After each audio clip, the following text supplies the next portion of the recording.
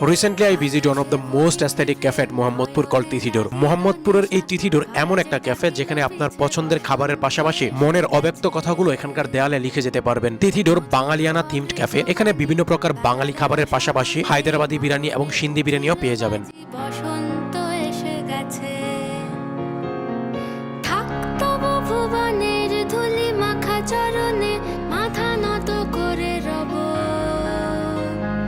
বসন্ত এসে গেছে।